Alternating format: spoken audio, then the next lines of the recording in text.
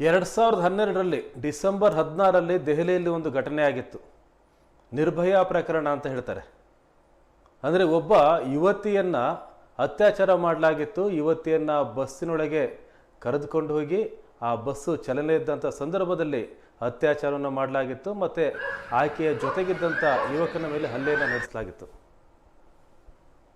ಅಂಥದೇ ಒಂದು ಘಟನೆ ಈಗ ದೆಹಲಿಯಲ್ಲಿ ನಡೆದಿದೆ.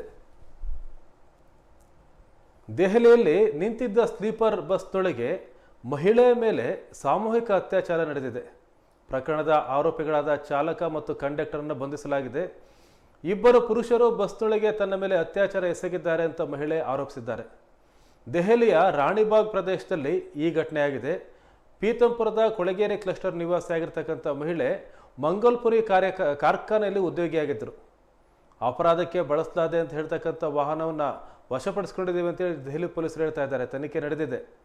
ಎಲ್ಲ ಸಂಭಾವ್ಯ ಕೋನಗಳಿಂದ ಪರಿಶೀಲನೆ ಮಾಡ್ತಾ ಇದ್ದೀವಿ ಅಂತ ಅಧಿಕಾರಿ ಹೇಳಿದ್ದಾರೆ. ಮೇ 11ನೇ ತಾರೀಕು ರಾತ್ರಿ ಮಹಿಳೆ ಕೆಲಸ ಮುಗಿಸ್ಕೊಂಡು ಮನೆಗೆ ಹೋಗ್ತಾ ಇರಬೇಕಾದ್ರೆ ಸರಸ್ವತಿ ವಿಹಾರ ಬಸ್ ನಿಲ್ದಾಣದಲ್ಲಿ ಸ್ಲೀಪರ್ ಬಸ್ ನಿಂತಿತ್ತು. ಆ ಬಸ್ ಬಾಗಿಲಲ್ಲಿ ನಿಂತಿದ್ದ ವ್ಯಕ್ತಿಯ ಬಳಿ ಬಂದಂಥ ಮಹಿಳೆ ಸಮಯ ಎಷ್ಟಾಗಿದೆ ಅಂತ ಟೈಮ್ ಕೇಳಿದ್ರು, ಎಷ್ಟು ಗಂಟೆ ಆಗಿದೆ ಅಂತೇಳಿ. ಆಗ ಆ ವ್ಯಕ್ತಿ ಆಕೆಯನ್ನು ಬಲವಂತವಾಗಿ ವಾಹನದ ಒಳಗೆ ಹತ್ಸ್ಕೊಂಡಿದ್ದಾನೆ. ನಂತರ ಆ ಬಸ್ಸನ್ನು ನಂಗ್ಲೋಯ್ ಕಡೆಗೆ ಓಡಿಸ್ಕೊಂಡು ಹೋಗಿದ್ದಾನೆ. ಅಲ್ಲಿ ಲೈಂಗಿಕ ದೌರ್ಜನ್ಯ ನಡೆದಿದೆ ಅಂತ ಈ ಆರೋಪ ಇದೆ. ಪೊಲೀಸರ ಪ್ರಕಾರ ಮಹಿಳೆ ವಿವಾಹಿತಳು, 3 ಮಕ್ಕಳಿದ್ದಾರೆ. ಆಕೆಯ ವೈದ್ಯಕೀಯ ಪರೀಕ್ಷೆಯ ನಂತರ FIR ದಾಖಲಿಸಲಾಗಿದೆ, ಆರೋಪಿಗಳನ್ನು ಬಂಧಿಸಲಾಗಿದೆ ಅಂತ ಹೇಳಿ ಪೊಲೀಸರು ಹೇಳ್ತಾ ಇದ್ದಾರೆ. ನೆನಪಿರ್ಬೋದು, 2012ನೇ ಇಸ್ವಿನಲ್ಲಿ ದೆಹಲಿಯಲ್ಲಿ ಒಂದು ಘಟನೆಯಾಗಿತ್ತು.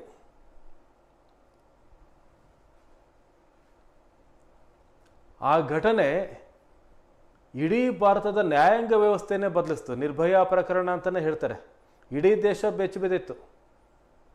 ಮಹಿಳೆಯರ ಸುರಕ್ಷತೆ ಮತ್ತು ಕಾನೂನಿನ ವ್ಯವಸ್ಥೆಗೆ ಸಂಬಂಧಪಟ್ಟಂತೆ ಗಂಭೀರ ಪ್ರಶ್ನೆಗಳನ್ನು ಈ ಪ್ರಕರಣ ಮೇಲ್ಪಂಕ್ತಿಗೆ ತಂದಿತ್ತು. ಇಡೀ ದೇಶಾದ್ಯಂತ ಪ್ರತಿಭಟನೆಗಳಾದವು. ದೆಹಲಿಯಲ್ಲಂತೂ ನಿರಂತರ ಪ್ರತಿಭಟನೆ ನಡೀತು. ಆ ಪ್ರತಿಭಟನೆ ಎಷ್ಟು ತೀವ್ರವಾಗಿತ್ತು ಅಂತಂದರೆ ಸರ್ಕಾರಗಳು ಅಲ್ಲಾಡಿದವು, ಸರ್ಕಾರಗಳು ಬಿದ್ದು ಹೋದವು. ಅಂತಹ ಪ್ರಕರಣ ಅದು. ಈಗ ಮತ್ತೆ ಅಂಥದೇ ಪ್ರಕರಣ ನಡೆದಿದೆ, ಆದರೆ ಯಾರಿಗೂ ಸಹ ಅದ್ರ ಬಗ್ಗೆ ಗಮನ ಇಲ್ಲ. ಅಂತಹ ಘಟನೆ ನಡೆದಿದೆ ಅಂತಂದರೆ ನಿರ್ಭಯಾ ಪ್ರಕರಣದಲ್ಲಿ ಏನಾಯಿತೋ ಆ ಮಟ್ಟಿಗೆ ಇದು ಸೌಂಡ್ ಮಾಡ್ತಾ ಇಲ್ಲ. ನಿರ್ಭಯಾ ಪ್ರಕರಣ ಹೇಗಿತ್ತು ಅಂತಂದರೆ ಆ ಪ್ರಕರಣ ಆದ ನಂತರ ಹಲವು ಕಾನೂನುಗಳು ತಿದ್ದುಪಡಿ ಆದವು. ಕ್ರಿಮಿನಲ್ ಕಾಯ್ದೆ ಅಂತ ನಾವೇನು ಹೇಳ್ತೀವಿ, ಕ್ರಿಮಿನಲ್ ಕಾನೂನು ತಿದ್ದುಪಡಿ ಕಾಯ್ದೆನ ತೆಗೆದುಕೊಂಡು ಬಂತು 2013 CPC. ಅದರಲ್ಲಿ ಅತ್ಯಾಚಾರದ ವ್ಯಾಖ್ಯಾನವನ್ನು ವಿಸ್ತರಿಸಲಾಯಿತು. ಏನು ಒಂದೇ ರೀತಿಯಾದಂಥ ವಿವರಣೆ ಇತ್ತು, ಆ ವ್ಯಾಖ್ಯಾನವನ್ನು ವಿಸ್ತರಣೆ ಮಾಡಿ ಎಲ್ಲ ರೀತಿಯ ದೌರ್ಜನ್ಯಗಳನ್ನು ಅತ್ಯಾಚಾರ ಅಂತ ಹೇಳಲಾಯಿತು. ಅಂದರೆ ಪೆನೆಟ್ರೇಷನ್ ಮಾತ್ರ ಅಲ್ಲದೆ ಯಾವುದೇ ರೀತಿಯ ಛೇದನವನ್ನು ಸಹ ಅತ್ಯಾಚಾರ ಅಂತ ತಿದ್ದುಪಡಿ ತರಲಾಯಿತು. ಮತ್ತು ಅತ್ಯಾಚಾರ ಸಂತ್ರಸ್ತರಿರ್ತಾರಲ್ಲ ಅವರಿಗೆ ತಕ್ಷಣದ ವೈದ್ಯಕೀಯ ನೆರವು ವ್ಯವಸ್ಥೆಯನ್ನು ಕಡ್ಡಾಯಗೊಳಿಸಲಾಯಿತು. ಬಹಳ ಪ್ರಮುಖವಾಗಿ ಅತ್ಯಾಚಾರ ಪ್ರಕರಣಗಳ ವಿಚಾರಣೆಯನ್ನು ತ್ವರಿತವಾಗಿ ಮಾಡಬೇಕು ಅಂತೇಳಿ ಫಾಸ್ಟ್ ಟ್ರ್ಯಾಕ್ ಕೋರ್ಟ್ಗಳನ್ನು ದೇಶಾದ್ಯಂತ ಸ್ಥಾಪನೆ ಮಾಡಲಾಯಿತು. ಅಂದರೆ ಸಂತ್ರಸ್ತರಿಗೆ ವಿಳಂಬ ಇಲ್ಲದೆ ನ್ಯಾಯ ಸಿಗಬೇಕು ಅಂತೇಳಿ ಫಾಸ್ಟ್ ಟ್ರ್ಯಾಕ್ ಕೋರ್ಟ್ಗಳು ಸ್ಥಾಪನೆ ಆಯಿತು. ಮೊದಲು ಅತ್ಯಾಚಾರ ಆರೋಪಿಗಳಿಗೆ 7 ವರ್ಷ ಮಾತ್ರ ಜೈಲು ಶಿಕ್ಷೆ ಇತ್ತು. ನಂತರ ಜೀವಾವಧಿ ಶಿಕ್ಷೆ ಅಥವಾ ಮರಣದಂಡನೆಯೂ ಸಹ ವಿಧಿಸ್ತಕ್ಕಂಥ ಅವಕಾಶವನ್ನು ನೀಡಲಾಯಿತು. ಇನ್ನು ಹೆಬಿಚುವಲ್ ಅಫೆಂಡರ್, ಯಾರು ಪದೇ ಪದೇ ಇಂಥ ಕೃತ್ಯವನ್ನು ಮಾಡ್ತಾರೆ, ಅವರಿಗೆ ಇನ್ನಷ್ಟು ಕಠಿಣ ಶಿಕ್ಷೆ ವಿಧಿಸ್ತಕ್ಕಂಥ ನಿಬಂಧನೆಯನ್ನು ಅಲ್ಲಿ ಸೇರಿಸಲಾಯಿತು. ಬಹಳ ಪ್ರಮುಖವಾದ ಘಟನೆ ಅಂತಂದರೆ 2 ಫಿಂಗರ್ ಟೆಸ್ಟ್ ಅಂತ ಹೇಳಿ ಅತ್ಯಾಚಾರ ಸಂತ್ರಸ್ತರಿಗೆ ಒಂದು 2 ಫಿಂಗರ್ ಟೆಸ್ಟ್ ಅಂತ ಮಾಡ್ತಾಯಿದ್ರು. ಇದಕ್ಕೆ ಯಾವುದೇ ವೈಜ್ಞಾನಿಕ ಮಹತ್ವ ಇದ್ದಿಲ್ಲ. ಈ 2 ಫಿಂಗರ್ ಟೆಸ್ಟನ್ನು, ಆದರೆ ಇದು ಸಂತ್ರಸ್ತ ಮಹಿಳೆಯ ಘನತೆಗೆ ಧಕ್ಕೆ ತರತಕ್ಕಂಥ ಒಂದು ಟೆಸ್ಟ್ ಆಗಿತ್ತು. ಇದನ್ನು ಅಧಿಕೃತವಾಗಿ ರದ್ದುಗೊಳಿಸಲಾಯಿತು.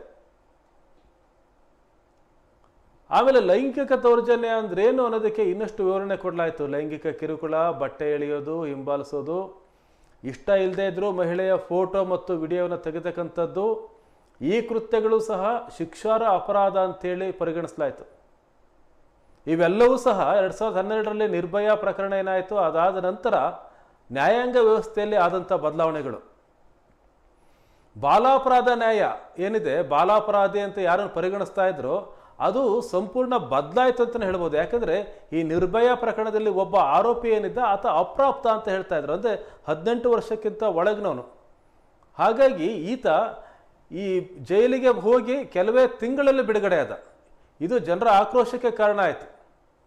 ಹಾಗಾಗಿ ಬಾಲಾಪರಾಧ, ಯಾರು ಬಾಲಾಪರಾಧಿ ಅನ್ನೋದಕ್ಕೆ ಒಂದು ವಿವರಣೆಯನ್ನು ಕೊಡಲಾಯಿತು. 16ರಿಂದ 18 ವರ್ಷಗಳ ಅಪ್ರಾಪ್ತರು ಅತ್ಯಾಚಾರ ಅಥವಾ ಕೊಲೆಯಂಥ ಘೋರ ಅಪರಾಧಗಳಲ್ಲಿ ಭಾಗವಹಿಸಿದರೆ ಅವರನ್ನು ವಯಸ್ಕರಂತೆ ಪರಿಗಣಿಸಿ ವಿಚಾರಣೆ ನಡೆಸ್ತಕ್ಕಂಥ ಕಾನೂನು ತರಲಾಯಿತು. ಅಲ್ಲಿವರೆಗೂ ಸಹ 18 ವರ್ಷನೇ ಅಪ್ರಾಪ್ತ, 18 ವರ್ಷಕ್ಕೆ ಒಂದು ದಿನ ಕಡಿಮೆ ಇದ್ರೂ ಸಹ ಬಾಲಾಪರಾಧಿ ಅಂತಿದ್ರು. ಆದರೆ ಈ ನಿರ್ಭಯ ಪ್ರಕರಣದಲ್ಲಿ ಒಬ್ಬ ಅಪರಾಧಿ 18 ವರ್ಷದಿಂದ ಒಳಗಿನಿದ್ದ ಮತ್ತು ಕ್ರೂರವಾಗಿ ಆತ ಆ ಕೃತ್ಯದಲ್ಲಿ ಭಾಗಿಯಾಗಿದ್ದ. ಹಾಗಾಗಿ ಜನರ ಆಕ್ರೋಶಕ್ಕೆ ಸರ್ಕಾರ ಮಣಿತು. ಹಾಗಾಗಿ 16ರಿಂದ 18 ವರ್ಷದ ವ್ಯಕ್ತಿ ಏನಾದರೂ ಕೊಲೆ, ಅತ್ಯಾಚಾರದಂಥ ಘಟನೆಯಲ್ಲಿ ಭಾಗವಹಿಸಿದ್ದರೆ, ಅಂಥ ಕೃತ್ಯವನ್ನು ಮಾಡಿದರೆ ಅವನನ್ನು ವಯಸ್ಕರಂತೆ ಪರಿಗಣಿಸಿ ವಿಚಾರಣೆ ನಡೆಸ್ತಕ್ಕಂಥ ಕಾನೂನು ತರಲಾಯಿತು. ನ್ಯಾಯಾಲಯವೂ ಸಹ ಇದಕ್ಕೆ ಒತ್ತು ಕೊಡ್ತು. ಹಾಗಾಗಿ ನಿರ್ಭಯ ಪ್ರಕರಣ ಏನಿದೆ ಇದು ಹಲವು ಬದಲಾವಣೆಗಳನ್ನು ತಂತು. ಕಾನೂನು ಬದಲಾವಣೆ ಮಾತ್ರ ಅಲ್ಲದೆ ಅರಿವು ಮೂಡಿಸ್ತಕ್ಕಂಥ ಕಾರ್ಯಕ್ರಮಗಳು, ಮಹಿಳಾ ಸಬಲೀಕರಣ ಯೋಜನೆಗಳನ್ನು ಸಹ ಸರ್ಕಾರ ಜಾರಿಗೆ ತಂತು. ಈಗ ನೋಡಿ, ಮತ್ತೆ ಒಂದು ಪ್ರಕರಣ ನಡೆದಿದೆ ದೆಹಲಿನಲ್ಲಿ. ಅದೇ ರೀತಿ ಚಲಿಸುವ ಬಸ್ನಲ್ಲಿ ಅತ್ಯಾಚಾರ ಮಾಡಲಾಗಿದೆ. ನಿರ್ಭಯ ಪ್ರಕರಣದಲ್ಲಿ 6 ಮಂದಿ ಆರೋಪಿಗಳಿಗೆ ಶಿಕ್ಷೆ ವಿಧಿಸಲಾಯಿತು. 6 ಮಂದಿ ಆರೋಪ ಕೃತ್ಯವನ್ನು ಎಸಗಿದ್ದವರು. ಅದರಲ್ಲಿ ಒಬ್ಬ ಮುಖ್ಯ ಆರೋಪಿ ಇದ್ದ, ರಾಮ್ ಸಿಂಗ್ ಅಂತೇಳಿ. ಆತ ಪ್ರಕರಣದ ಸಂಚುಕೋರ ಮತ್ತು ಬಸ್ ಚಾಲಕ. ಇವನು ಅರೆಸ್ಟ್ ಆಗಿ ಕೆಲವೇ ದಿನಗಳಲ್ಲಿ 2013ರಲ್ಲಿ ದೆಹಲಿಯ ತಿಹಾರ್ ಜೈಲಲ್ಲಿ ಆತ್ಮಹತ್ಯೆ ಮಾಡ್ಕೋತಾನೆ. ಇನ್ನೊಬ್ಬ ಯಾರು ಅಪ್ರಾಪ್ತ ಅಪರಾಧಿ ಅಂತ ಇತ್ತು, ಅವನಿಗೆ 18 ವರ್ಷ ತುಂಬಿದ್ದಿಲ್ಲ. ಬಾಲ ಅಪರಾಧ ನ್ಯಾಯಮಂಡಳಿ ಇವನಿಗೆ ಸುಧಾರಣಾ ಗೃಹದಲ್ಲೇ ಇರುವಂತೆ ಶಿಕ್ಷೆ ವಿಧಿಸಿತು. ಶಿಕ್ಷೆ ಅವಧಿ ಮುಗಿತು. 2015ರಲ್ಲಿ ಈತ ಬಿಡುಗಡೆ ಆದ. ಇನ್ನು 4 ಜನ ಅಪರಾಧಿಗಳು, ಮುಖೇಶ್ ಸಿಂಗ್, ವಿನಯ್ ಶರ್ಮಾ, ಅಕ್ಷಯ್ ಕುಮಾರ್ ಸಿಂಗ್, ಪವನ್ ಗುಪ್ತಾ, ಈ 4 ಅಪರಾಧಿಗಳಿಗೆ ನ್ಯಾಯಾಲಯ ಮರಣದಂಡನೆ ಶಿಕ್ಷೆಯನ್ನು ವಿಧಿಸಿತು. ಇವರು ಈ ಶಿಕ್ಷೆಯ ವಿರುದ್ಧ ಸುಪ್ರೀಂ ಕೋರ್ಟಲ್ಲಿ ಮೇಲ್ಮನವಿ ಮರುಪರಿಶೀಲನಾ ಅರ್ಜಿ ಸಲ್ಲಿಸಿದರು, ಕ್ಯೂರೇಟಿವ್ ಅರ್ಜಿ ಸಲ್ಲಿಸಿದರು, ರಾಷ್ಟ್ರಪತಿಗಳಿಗೆ ಕ್ಷಮಾಪಣಾ ಅರ್ಜಿಯನ್ನು ಸಹ ಸಲ್ಲಿಸಿದರು. ಎಲ್ಲವೂ ತಿರಸ್ಕೃತ ಆಯಿತು. ಈ ಗಲ್ಲು ಶಿಕ್ಷೆ ಎಕ್ಸಿಕ್ಯೂಷನ್ ಆಯಿತು 2020ರಲ್ಲಿ ಮಾರ್ಚ್ 20ನೇ ತಾರೀಕು ಬೆಳಗ್ಗೆ 5:30ಕ್ಕೆ ದೆಹಲಿಯ ತಿಹಾರ್ ಜೈಲಿನಲ್ಲಿ ಈ 4 ಅಪರಾಧಿಗಳು, ಮುಖೇಶ್, ವಿನಯ್, ಅಕ್ಷಯ್, ಪವನ್, ಇವರನ್ನು ಏಕಕಾಲದಲ್ಲಿ ಗಲ್ಲಿಗೇರಿಸಲಾಯಿತು. ತಿಹಾರ್ ಜೈಲಲ್ಲಿ 4 ಮಂದಿಯನ್ನು ಒಟ್ಟಿಗೆ ಗಲ್ಲಿಗೇರಿಸಿದಂಥ ಮೊದಲ ಪ್ರಕರಣ ಇದು. ಅಂದರೆ 2015ರಲ್ಲಿ 2012ರಲ್ಲಿ ಏನು ಘಟನೆ ನಡೀತು, ಅದಾಗಿ 7 ವರ್ಷಗಳ ನಂತರ ಶಿಕ್ಷೆ ಎಕ್ಸಿಕ್ಯೂಟ್ ಆಯಿತು. ನಿರ್ಭಯ ಪ್ರಕರಣ ಭಾರತದ ನ್ಯಾಯಾಂಗ ವ್ಯವಸ್ಥೆಯಲ್ಲಿ ಬಹಳ ಪ್ರಮುಖವಾದಂಥ ಪ್ರಕರಣ ಇದು. ನ್ಯಾಯಾಂಗ ವ್ಯವಸ್ಥೆಯಲ್ಲಿ ಬದಲಾವಣೆಯನ್ನು ತಂತು. ಕಾನೂನು ಅರಿವಿನ ಬಗ್ಗೆ ಹೊಸ ಯೋಜನೆಗಳನ್ನು ಜಾರಿಯಾಗುವಂತೆ ಮಾಡಿತು. ಭಾಳ ಪ್ರಮುಖವಾದಂಥ ನಿರ್ಭಯ ಪ್ರಕರಣ, ರಾಜಕೀಯವಾಗಿಯೂ ಭಾಳ ತೀವ್ರವಾಗಿ ಚರ್ಚೆಯಾದಂಥ ಪ್ರಕರಣ ಇದು. ದೆಹಲಿಯಲ್ಲಿ ಏನು ಸರ್ಕಾರ ರಚನೆ ಆಯಿತು, ಆಮ್ ಆದ್ಮಿ ಪಾರ್ಟಿ ಆಗಿರ್ಬೋದು, ಮತ್ತು ಕೇಂದ್ರದಲ್ಲಿ ನರೇಂದ್ರ ಮೋದಿಯವರ ನೇತೃತ್ವದ BJP ಸರ್ಕಾರ ಬರಲಿಕ್ಕೂ ಸಹ ಈ ಘಟನೆ ಒಂದು ಮೂಲ ಕಾರಣ ಆಗಿತ್ತು. ಈ ಹಿಂದೆ ಅಣ್ಣಾ ಹಜಾರೆ ನೇತೃತ್ವದಲ್ಲಿ ಆದಂಥ ಪ್ರತಿಭಟನೆ ಮತ್ತು ಈ ಘಟನೆಯೂ ಸಹ ಹೌದು. ಹಾಗಾಗಿ ಒಂದು ಬಹಳ ಪ್ರಮುಖವಾಗಿ ಇಡೀ ದೇಶಾದ್ಯಂತ ರಾಜಕೀಯ ಚರ್ಚೆಗೆ ಕಾರಣವಾದಂಥ ನಿರ್ಭಯ ಪ್ರಕರಣ ಅವತ್ತಾಗಿತ್ತು. ಅಂಥದೇ ಒಂದು ಪ್ರಕರಣ ಈಗ ಮತ್ತೆ ದೆಹಲಿಯಲ್ಲಿ ಆಗಿದೆ.